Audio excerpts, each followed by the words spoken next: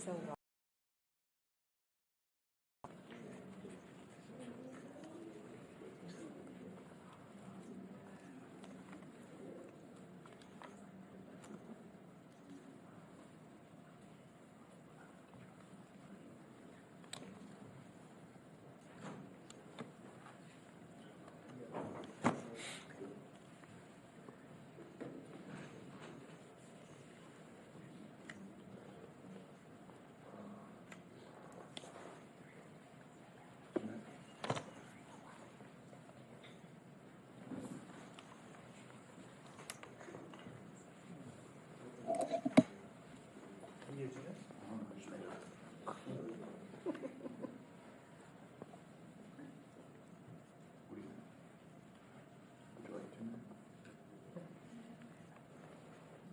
Like a lid.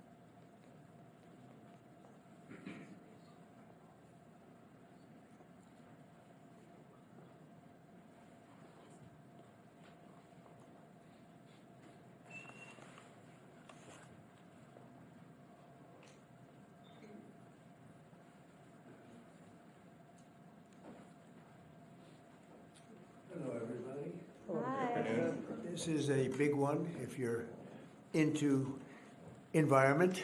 This is about as big as it gets, they tell me, and it's an honor to be here with a terrific person who's worked so hard on this and some other terrific people. Thank you very much. But I'm pleased to be joined today by EPA Administrator Lee Zeldin, who you all know, and to announce the single largest deregulatory action in American history. That's a big statement in American history, and I think we can add the words by far. Under the process just completed by the EPA, we are officially terminating the so-called endangerment finding, a disastrous Obama-era policy that severely damaged the American auto industry and massively drove up prices for American consumers. Prices went up incredibly for a worse product. This action will eliminate over $1.3 trillion of regulatory costs and help bring car prices tumbling down dramatically. You're going to get a better car. You're going to get a car that starts easier, a car that works better for a lot less money. In 2009, Barack Hussein Obama, his EPA designated fossil fuels such as oil, gas, and other things that actually make factories rock and roll and other things drive very nicely as a threat to health and human welfare, known as the endangerment finding. This determination had no basis, in fact, had none whatsoever, and it had no basis in law. On the contrary, over the generations, fossil fuels have saved millions of lives and lifted billions of people out of poverty and all over the world. And you see it with the blackouts all over where they don't use it, where they went to wind, intermittent wind, which is weak and ineffective and very, very costly, most costly energy there is. And people are dying because there was no air conditioning or there was no heating. Lots of other things, bad things happened. And yet this radical rule became the legal foundation for the Green New Scam, one of the greatest scams in history, probably as great, maybe even greater than Russia hoax, etc., which the Obama and Biden administration used to destroy countless jobs. And the jobs have been just decimated. Although they're all coming back because of tariffs, they're all coming back into our country at levels we've never seen before. But it raised prices and caused immense harm to the U.S. auto industry. We thought irreparable, but we've got them back. We're coming back now. I was in Detroit, as you know, with Ford, and they had one of the earliest plants from the early 1900s, and it was going to be closed down. And then when I won, they said, let's keep it open for a little while. Let's see what happens. And they just announced, as you know, they're going 24 hours around the clock with that same plant that was going to be closed because of what we've done. For example, under the endangerment finding, they forced the hated start-stop feature onto American consumers, which unnecessarily shuts off a car's engine when you stop at a red light. In other words, the engine goes off. That's great. The endangerment finding was also used to impose the massive and really very expensive electric vehicle mandate, expensive in the sense that nobody wanted it. Everybody was going to be forced to buy an electric car in a very short period of time, even though you can't power the car because we would have had to spend $5 trillion on power stations. That's all dead, gone, over. These crippling restrictions were a major factor in driving up car prices to unprecedented levels, and the car that you were getting was not nearly as good. In 4 years under the Biden administration, the price of a new and used car rose more than 22%, all to facilitate the Green New Scam without achieving any meaningful impact on the environment, but making the car worse. That is why, effective immediately, we are repealing the ridiculous endangerment finding and terminating all additional green emission standards imposed unnecessarily on vehicle models and engines between 2012 and 2027 and beyond. This action will save American consumers trillions of dollars and will lower the average cost of a new vehicle by close to $3,000. Think of that. During my campaign, I promised to cut 10 old regulations for every new regulation. And we've exceeded that. We've instead done it 10 regulations. We were able to cut 129. So now we cut 129. So think of that. I promised to cut 10 old regulations for every new one, but we did more than 10. We did 129. It's something. Nobody can even believe it. So we did a lot of regulation cutting in the first administration, a record, nobody even close to it now. We're actually exceeding it in this administration. The biggest one yet that we've done is happening right now. So perhaps no industry has benefited more from our historic deregulation campaign than the U.S. auto industry. We canceled the EPA's absurd, just totally absurd, tailpipe emission standards, which was a disaster for automobile manufacturing, and revoked Biden's emissions waiver that would have allowed California to regulate automobiles for the entire nation. And they're crazy out in California. They have nothing but trouble out there, as you know. That's why people are leaving in record numbers. I also ended Joe Biden's extreme CAFE emission standards, saving the average American consumer much more than $1,000 when they buy a new car. But now we're talking about close to $3,000. These regulation cuts, combined with our tax cuts and tariffs, are the reason why the world's largest automakers have announced that they're going to be spending in excess of $100 billion in the United States in the next very short period of time, building new auto plants. We're bringing our auto plants, assembly plants, and factories roaring back to life, not even mentioning AI and all of the other things. We're building thousands of businesses in the United States.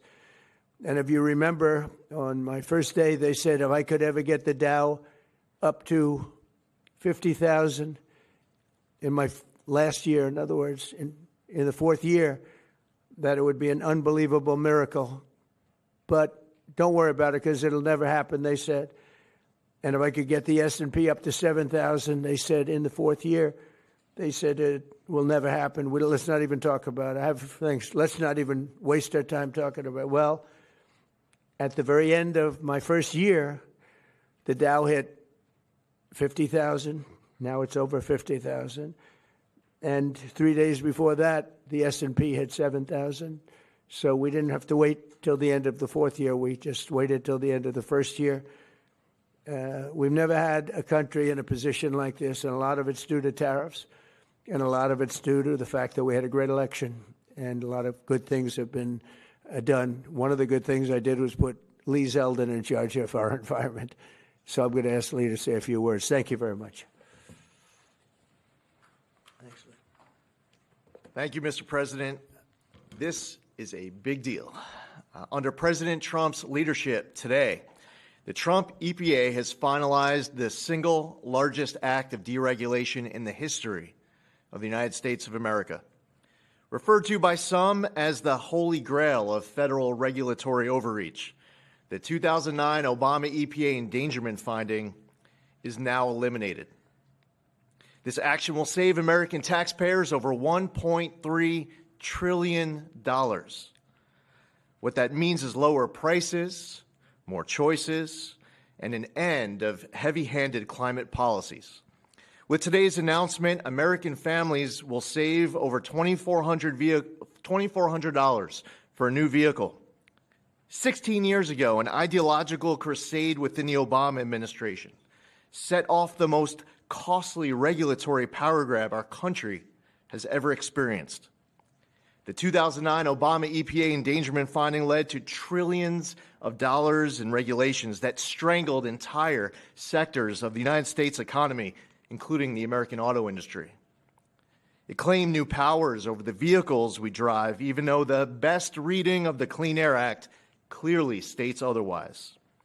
The Obama and Biden administrations used it to steamroll into existence a left-wing wish list of costly climate policies, electric vehicle mandates, and other requirements that assaulted consumer choice and affordability.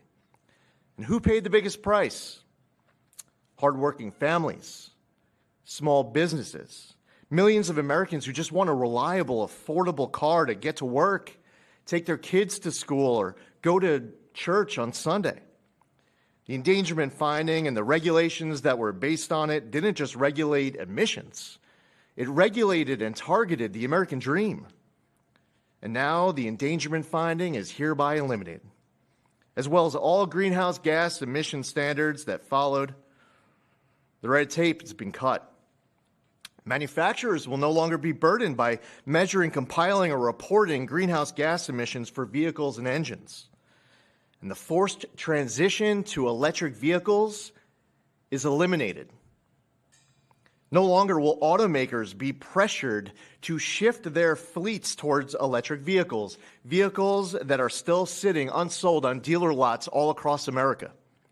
And as a cherry on top, we are ending the federal government's push to get manufacturers to install that Obama switch, the almost universally despised start-stop feature. There will be no more climate participation trophies awarded to manufacturers for making Americans' cars die at every red light and stop sign. It's over, done, finished. Under President Trump's leadership, vehicle manufacturers can once again build what Americans want, not what politicians and bureaucrats in Washington demand. President Trump campaigned on reviving the auto industry, and he continues to deliver win after win after win, ending electric vehicle mandates, getting rid of the Biden Cafe standards with Secretary of Transportation Sean Duffy, and securing massive new U.S. manufacturing investments and all of the jobs that come with it. Affordable cars mean opportunity. That means jobs, healthcare, education, and mobility, especially for working families and rural Americans who rely on their vehicles every single day. And this isn't just about making the American economy boom. It's also about restoring the rule of law, a fundamental principle of our great republic. For years, unelected bureaucrats twisted the Clean Air Act into something it was never meant to be. The Obama administration twisted itself into some kind of mental pretzel to invoke authority it didn't have and to sidestep Congress. They claimed that 6 greenhouse gas emissions from vehicles, some of which aren't even emitted from vehicles and trucks, contribute some amount above zero to global climate change, what they said endangered public health. But their wild web of mental leaps isn't prescribed in federal statute. The Obama EPA's house of cards upended the best reading of the Clean Air Act, as well as 50 years of EPA precedent on what constitutes regulable air pollution. In the 16 years that intervened, the Supreme Court has established clear precedent in Loper Bright Enterprises and West Virginia versus EPA. And in light of these Supreme Court decisions and other developments, upon his swearing in last year, President Trump immediately tasked on day one submitting requirements, recommendations, research on the legality and continued applicability of the 2009 endangerment finding. And at Trump's speed, he wanted that research and recommendation turned around instantly. We looked at the Clean Air Act. We looked at what the highest court in the land had said, and we used a very simple metric. If Congress didn't authorize it, EPA shouldn't be doing it. Congress never voted for these climate mandates inside of Section 202 of the Clean Air Act. If Congress wants EPA to regulate the heck out of greenhouse gases emitted from motor vehicles, then Congress can clearly make that the law, which they haven't done for good reason. Today, we dismantle the tactics and legal gymnastics used by the Obama and Biden administrations to backdoor their ideological agendas on the American people. Following the plain language of the law, we have now realigned EPA's rulemaking to reflect the Clean Air Act exactly as it is written and as Congress intended, not as others might wish it to be. Where our predecessors focused on trying to make and please a few fear-mongering climate alarmists, the Trump EPA is making decisions to benefit all Americans based on common sense and reality. And the American people are tired of paying the price of political games. Last November, they voted for an administration that would listen to them. They told us that the price of a newer, safer vehicle was too high. They told us they didn't want cars that shut off at every red light. They told us dealers were sitting on lots filled with electric vehicles that nobody wanted or were buying. The Trump EPA listened. We heard you and we acted. And today's action does not change regulations on traditional air pollutants and air toxics. This EPA is committed to providing clean air for all Americans. Powering the Great American Comeback is based on the singular focus of providing clean air, land, and water for all Americans while harnessing the greatness of the American economy. That's a big difference from our predecessor. We believe that we can and must choose both. If you want an electric vehicle, buy one. If you want a diesel truck, then buy that. Powered vehicle or a hybrid, well, more power to you. That's what freedom and choice look like. We're restoring the rule of law, we're grounding policy in reality, we're giving power back to the American people. And we're bringing back the American dream stronger than ever before. EPA will never waver on its core mission of protecting human health and the environment, and this administration knows we can do that while ushering in the golden age of America. To recap, the 2009 Obama EPA endangerment finding and all greenhouse gas emission standards on light, medium, and heavy-duty vehicles that followed is eliminated. American families now will save over $2,400 for a new vehicle. Today, the single largest act of deregulation in the history of the United States, over $1.3 trillion, the elimination of the endangerment finding is signed, sealed, and delivered. Thank you, Lee. That was long, but good. It was good. Maybe I should say great. It was great, and we appreciate it. Would you have anything to say, Russ? Please.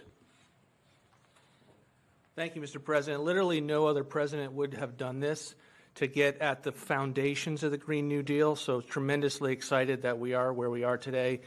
Great work by Lee. I'm a little worried that this next year will be, EPA alone will be dereg east by the number of things that are going to come out of EPA. So great work to the team. $1.3 trillion in savings, massive historical opportunity. Thank you. Thank you, Russ. Please. Would you like to speak? You're worthy of it. Good man. Thank you, Mr. President. Today is a historic day led by President Trump's leadership. No other president, as Russ said, would have undertaken this and at the speed we did. It was a great team effort. This is the model of the Trump administration, everyone working together, mission aligned. And Lee is also working on cleaning up the horrible situation with regard to farm equipment. You could use John Deere as an example and other companies where tractors are unbelievably expensive and don't work as well because of all of the environmental nonsense that was put on them. Also excavators, any equipment like that, bulldozers, Caterpillar tractor would be a beneficiary, I guess, but the people are going to be a beneficiary because the equipment's going to be a lot less expensive, and it's going to also, most importantly, it's going to work much better.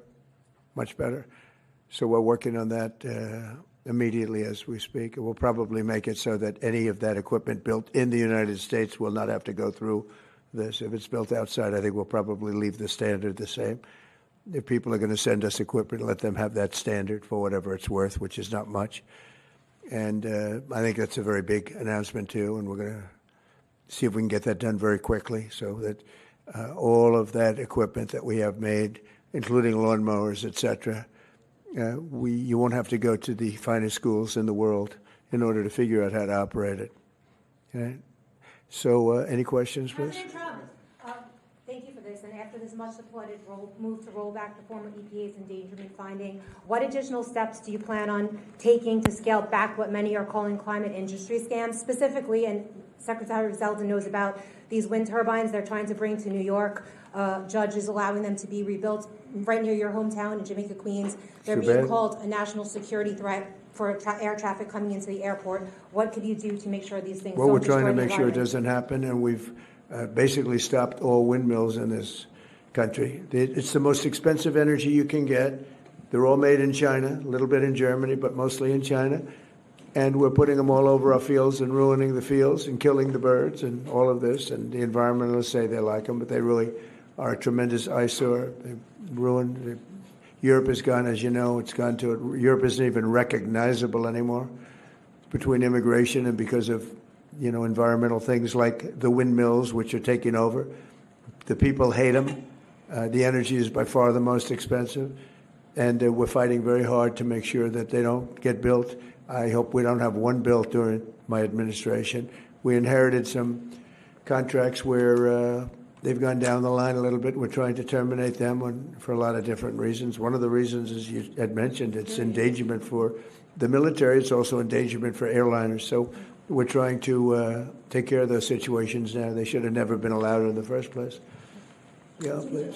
Thank you so much for taking Sure. questions. What do you tell Americans who are concerned that the $1.3 trillion in savings does come at a cost to public health and the environment based on science? I tell them don't worry about it because it has nothing to do with public health. This was all a scam, a giant scam.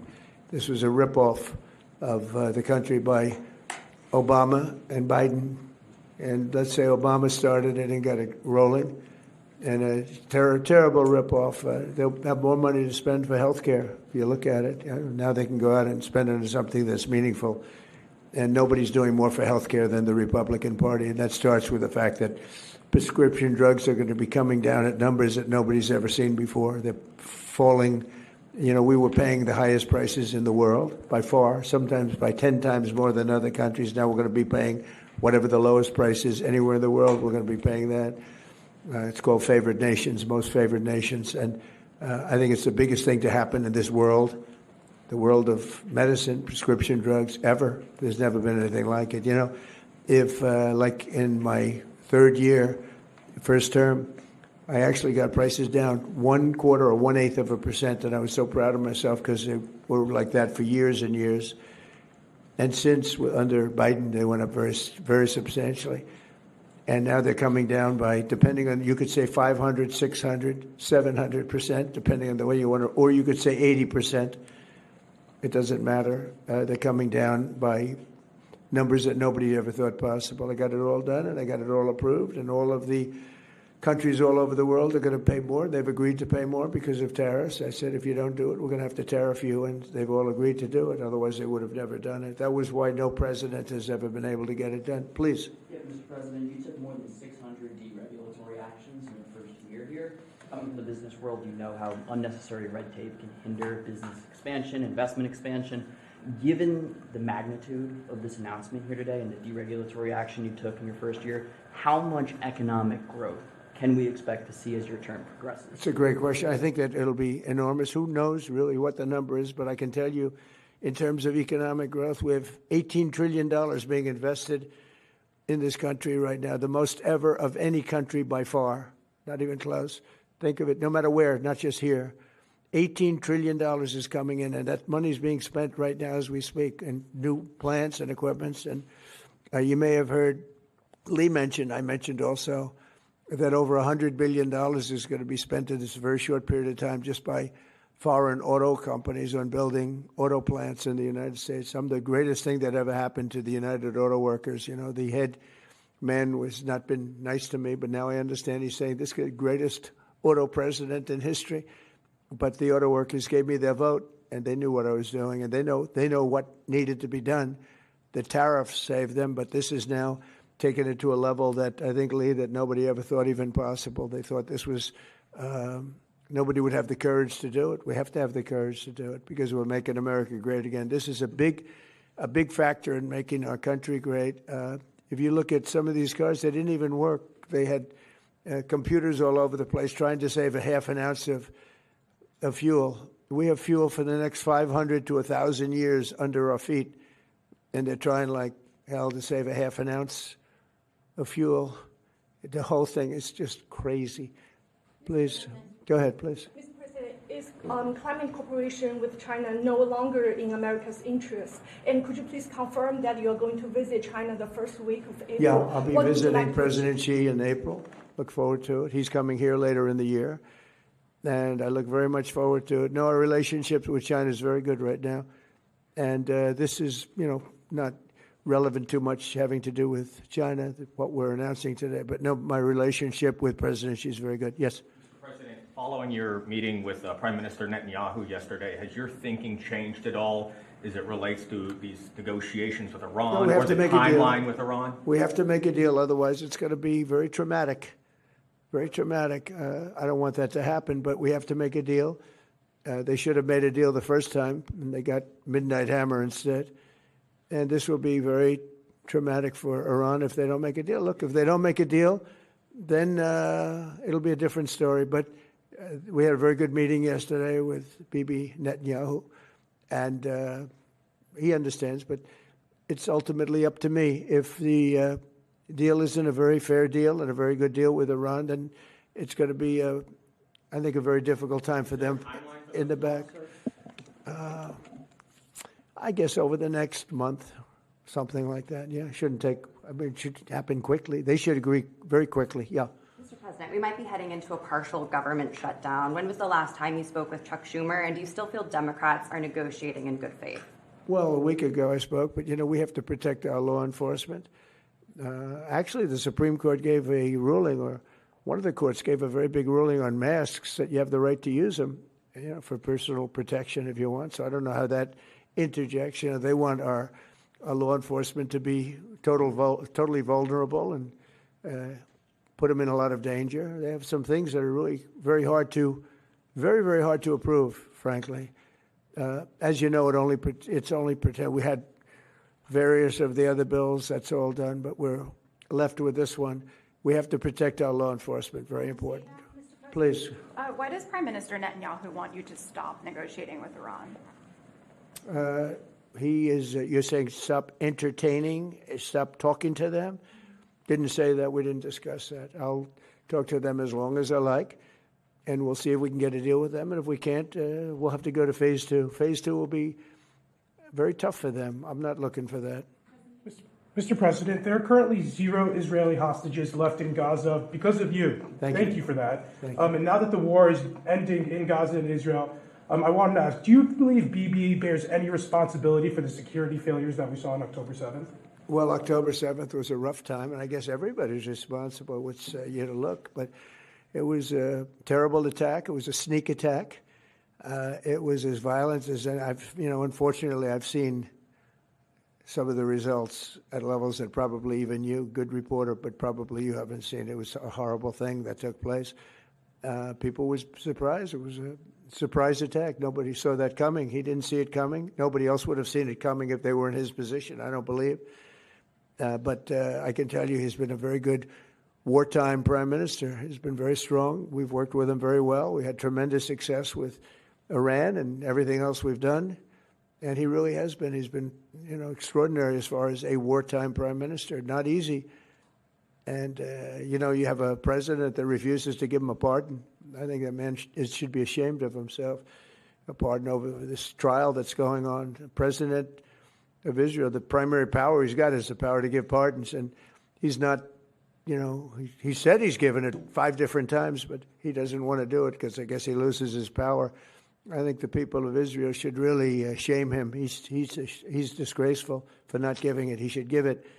But Bibi's been a great wartime prime minister, and I've been the best friend to Israel I think that they've ever had.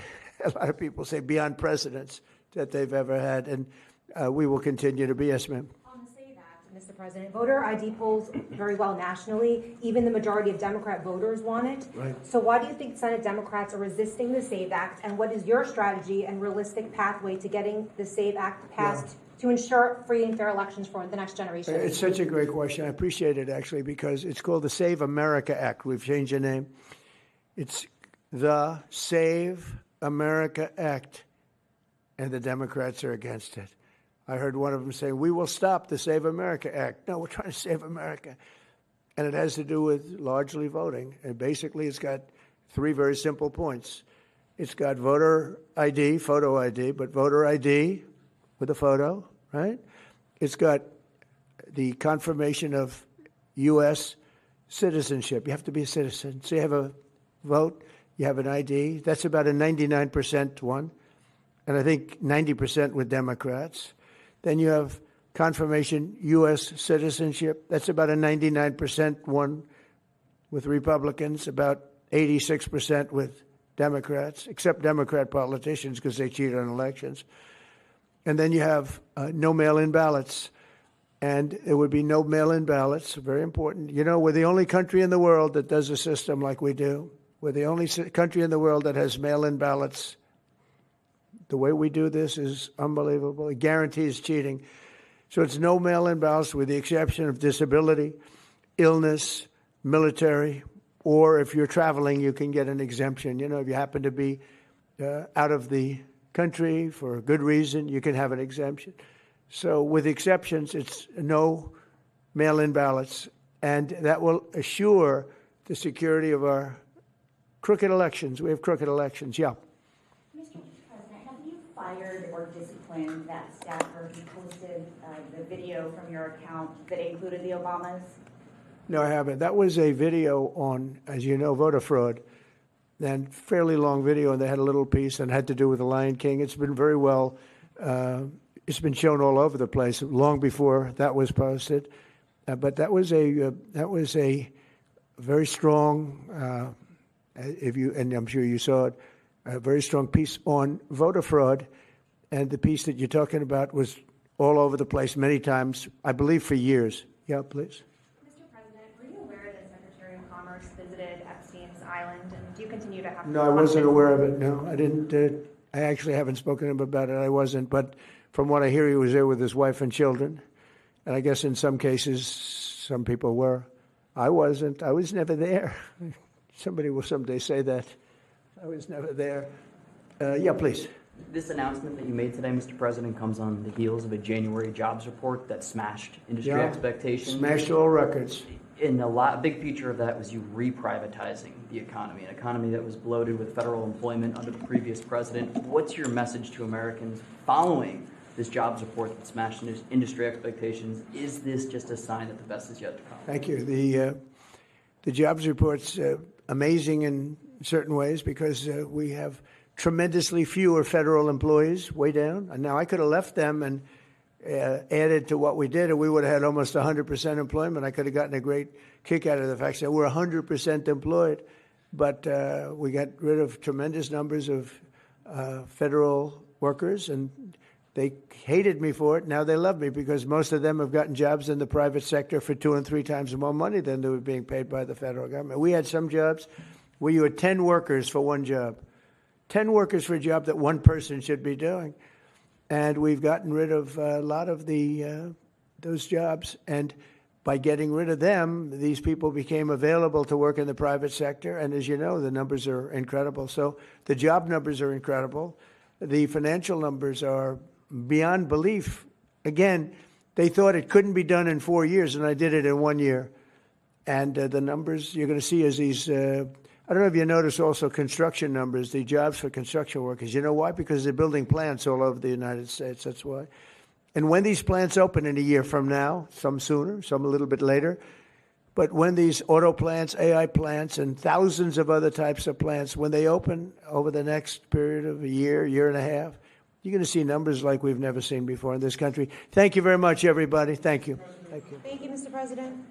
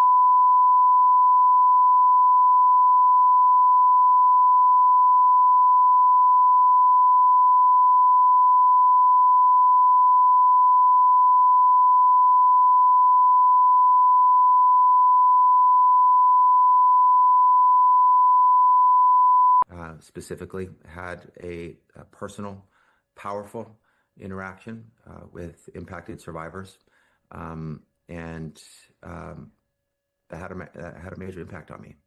And it was important that I had that conversation. And for me as an elected public official, being able to hear directly from those who are suffering loss, pain, and hearing in their own words what happened, what they're feeling, what they're experiencing, and knowing that I can do something about it, given my official role that I have the honor and privilege of having, has always in my public service career had the most impact on me. So I understand the frustration. We're not starting from scratch, and we will move thoroughly, comprehensively, expeditiously to get answers.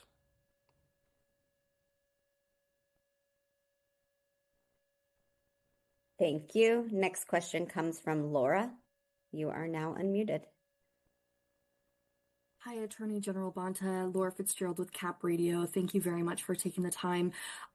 This is extremely helpful. I actually have a question for you about the online portal that you launched in December for citizens to be able to report excessive force or other misconduct by ICE agents. Are you able to give an update on how many complaints your office has received since it was launched and where those stand?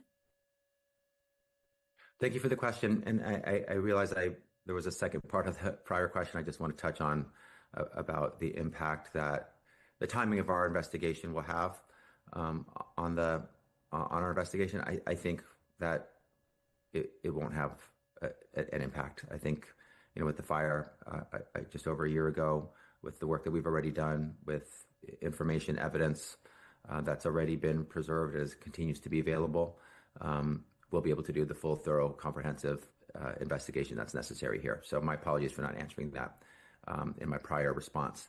With respect to the portal, I think you're talking about oag.ca.gov/report misconduct. We announced that to the people of California.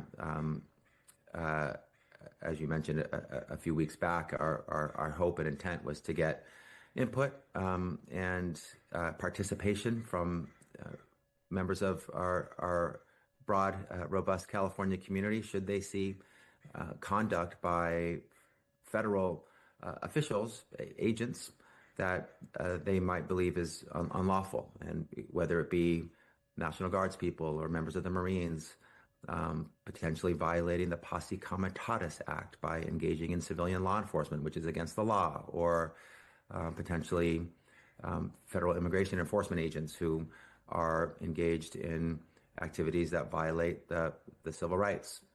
For example, the Fourth Amendment of Californians, the Fourth Amendment rights of Californians by engaging in unlawful searches or seizures or direct detentions or stops, or maybe even being in violation of state criminal laws. Our hope and intent was to have the participation of Californians who are eyes and ears on the ground, potentially victims themselves or witnesses to this type of misconduct, and to have it sent to us so that we can review what we receive and make assessments around legality or potential illegality. And so we've had the portal open. I will say we don't comment on pending or potential investigations. I will also say that our portal is well utilized. I don't have any aggregate data to provide to you at this moment. And the portal is a investigative portal, meaning we're seeking information that could lead to potential investigation. So that because it's has information that could lead to investigations, it's sensitive, and we typically don't provide a lot of additional comment on that type of information. But we do want to know it exists so that people know it's there should they decide that they want to use it to provide information to us, and it has been used. Thank you. Thank you. Next question comes from Maya. You are now unmuted. Hi there, it's Maya Spoto from Bloomberg Law. I wanted to ask you about the legal theory underpinning the investigation. I understand you all are pursuing a disparate impact theory. That's also one that the Trump administration has directed the U.S. Justice Department to stop using to enforce civil rights laws. Could you speak for a minute about the significance of that theory? Sure. I mean, it's a well-established long-standing anti-discrimination theory. And regardless of what the Trump administration says or does about the law, the final say of what the law is the law, not Trump's gloss or his misinterpretation of it or his politicized interpretation of it. If a disparate impact claim is available to an individual or to in our case, a public entity, then it's available. And the president cannot unilaterally take it away. And so it's unfortunate that a key legal tool that is a core and fundamental component of the anti-discrimination law that's been created in the United States of America to tackle discrimination, whether it be based on race or on other factors, that this administration is removing that from the tools in the toolbox to tackle and address discrimination. It's sort of par for the course for them. It's the most anti-civil rights department in the history of the United States at the US DOJ. They're not protecting people's civil rights. And sometimes they're actively attacking and assaulting and undermining people's civil rights. So there's no surprise that this federal administration is playing politics and taking absurd positions about what the law provides for. But our sweet spot, what we do is the facts in the law.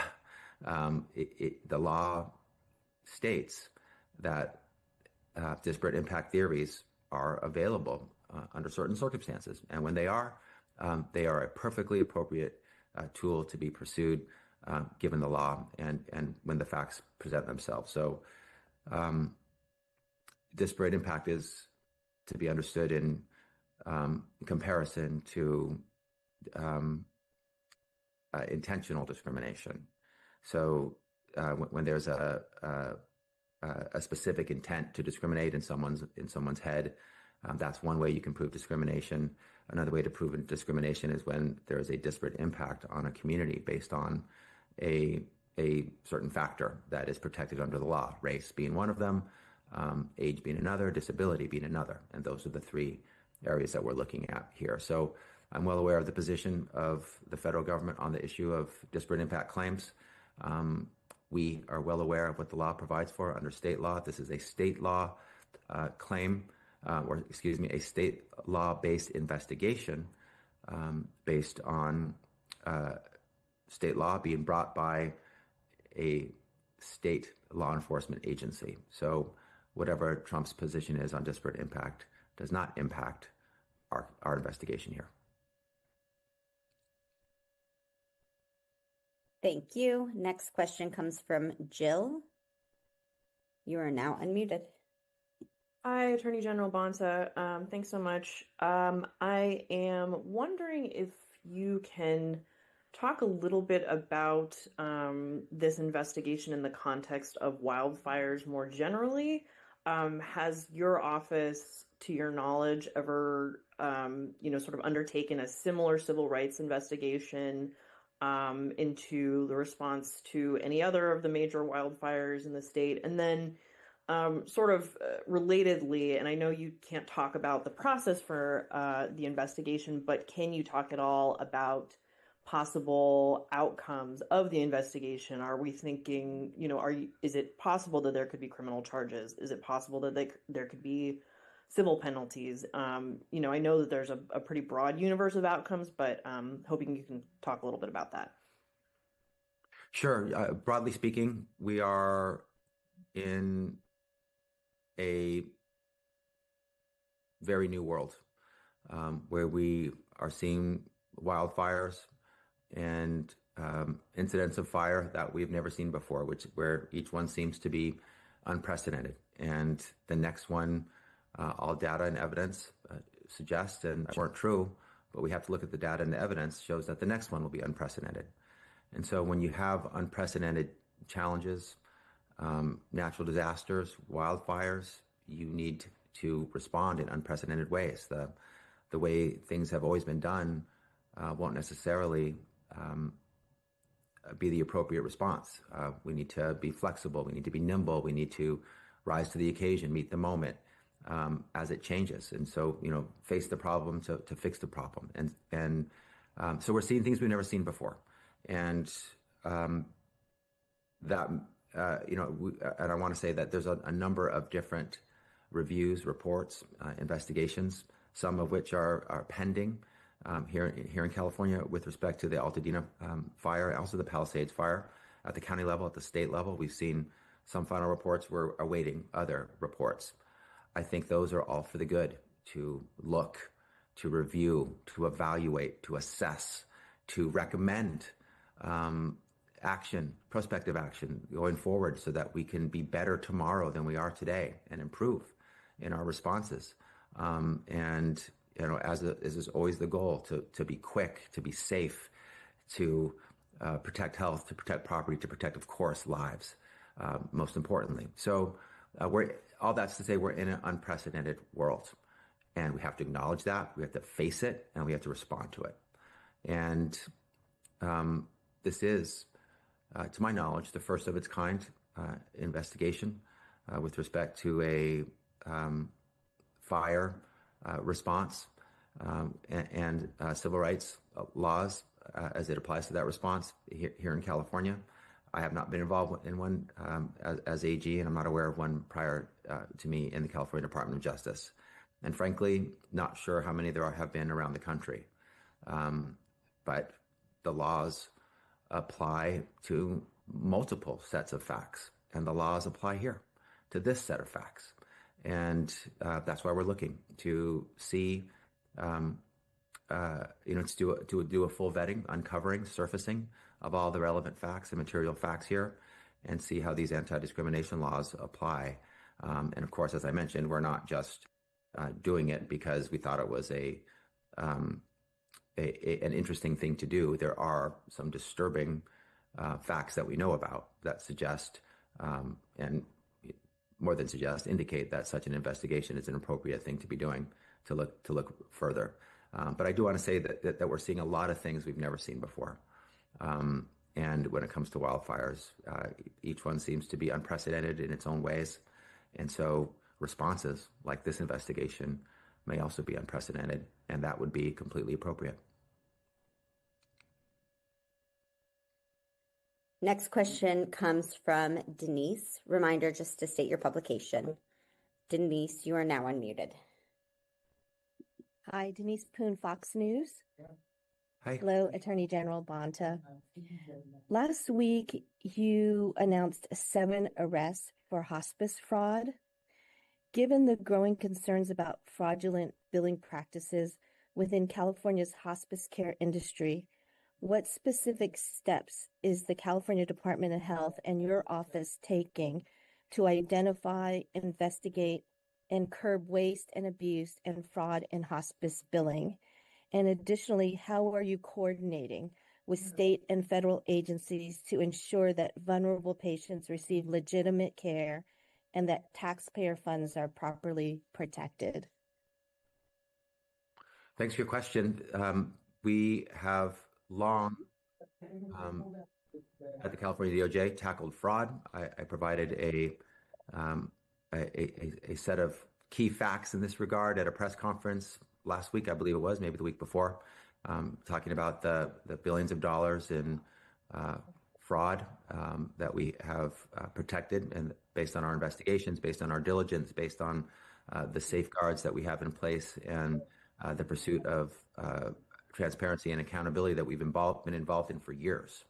I think we provided data around for the last decade and the billions of dollars that we've protected. So this is an issue that we have been tackling for years and continue to tackle. And it is about rooting out fraud. Taxpayer dollars are supposed to be used for the taxpayer purpose, for the service, for the program that they're designated for.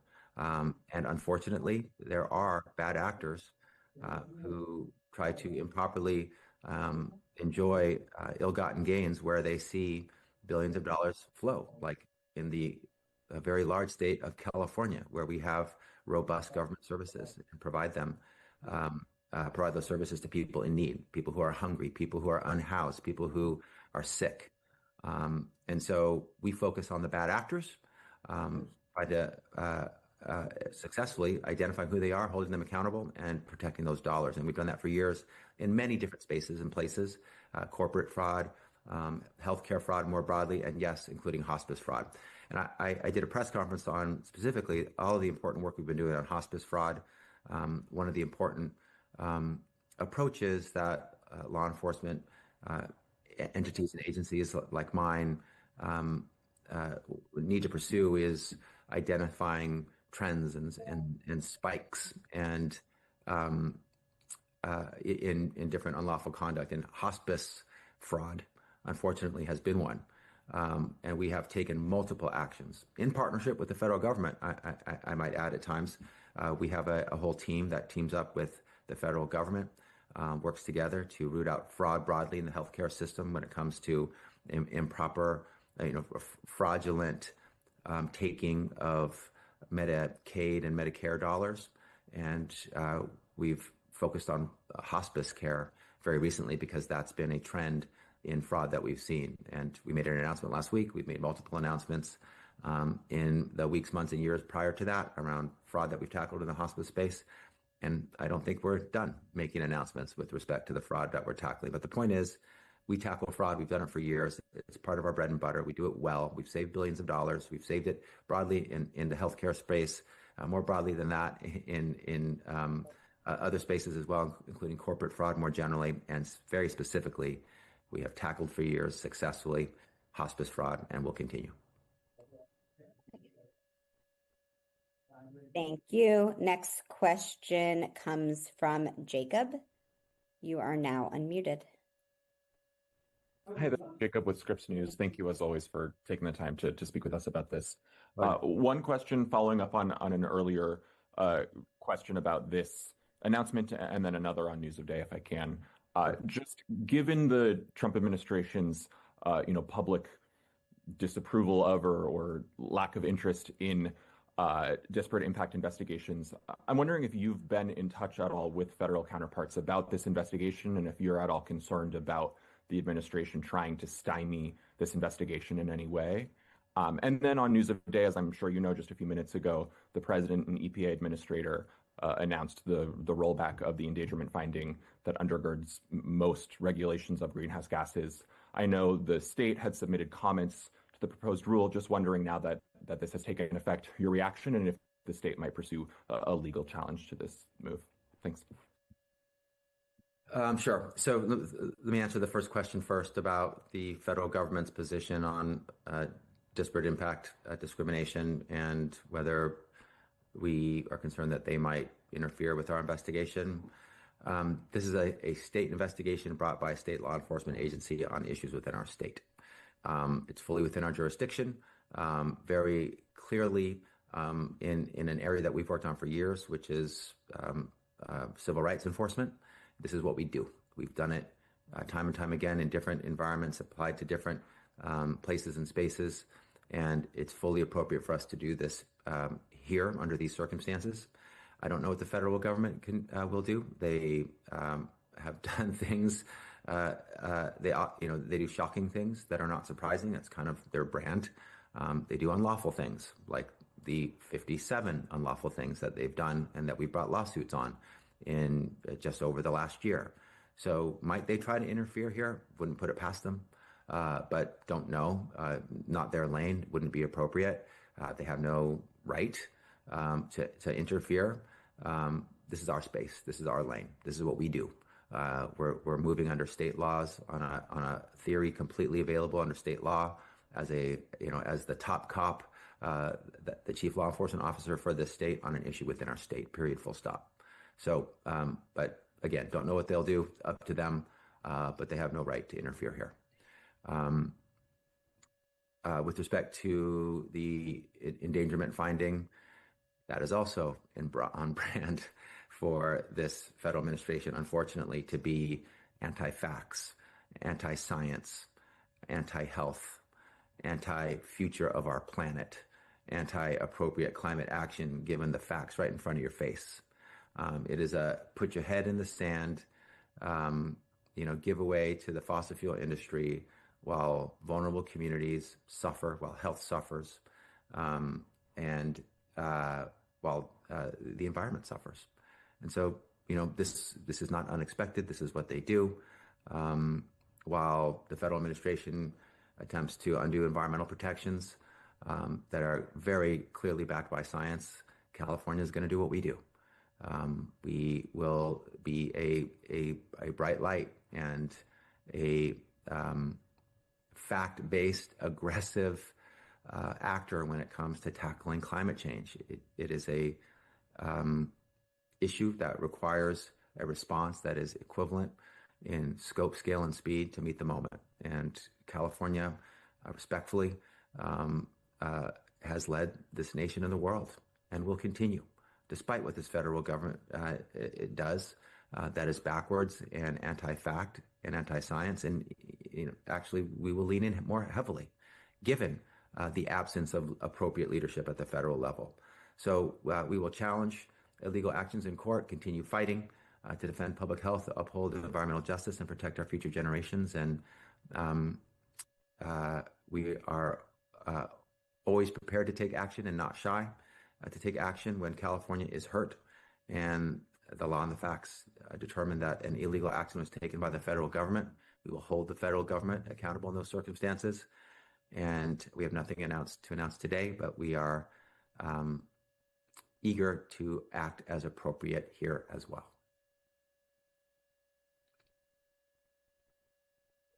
Thank you. Next question comes from Macy. You are now unmuted. Hi, Attorney General Macy Jenkins with NBC4 News. Just to follow up, I'm not sure you gave us specifics, or as specific as you can give, an answer on the possible outcomes, whether it's criminal or civil accountability. If you can speak on that, that would be great.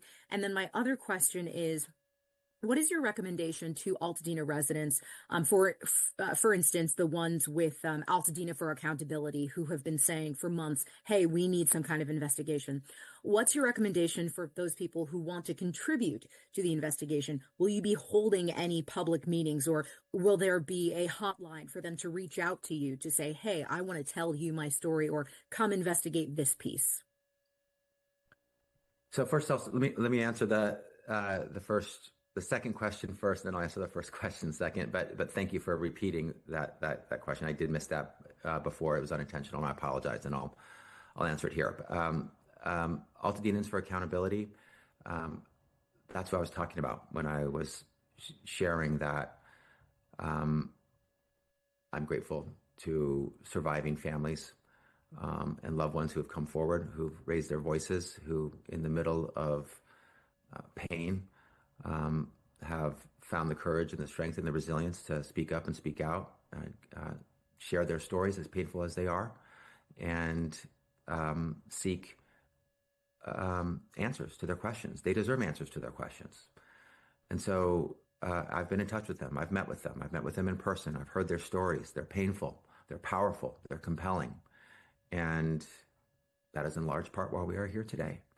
Because, as I mentioned before, hearing stories from individuals who have been hurt, who are suffering, and knowing that I can do something about it, given my role, has always been the most powerful call to action for me. That's just the way I think, and the way I operate, and the way my heart works and my values work. So what do I say to them? We're investigating, and we're going to do everything in our power to get the answers that you deserve, that you've been waiting for too long, and we will get the answers. We will look. We will look diligently and thoroughly and comprehensively and provide answers. Our focus here to the issue of sort of remedies or what actions we might take, this is a civil investigation at this time. We're looking into potential civil rights violations that essentially could have happened if there are any, and we haven't predetermined that, that happened at a sort of systems and structures level, where our main focus is to make sure that that what happened here won't ever happen again. And we are looking through the lens of a civil rights investigation into systems and structures that contributed to a delay in LA County's evacuation notice and possible other disparities in emergency response in West Altadena. So I don't want to get ahead of ourselves on potential remedies, but I do want to emphasize this is a civil investigation. We are looking at systems and structures, and besides that, we'll need to get into the investigation a little further, look at the facts to see where we might end up. Thank you.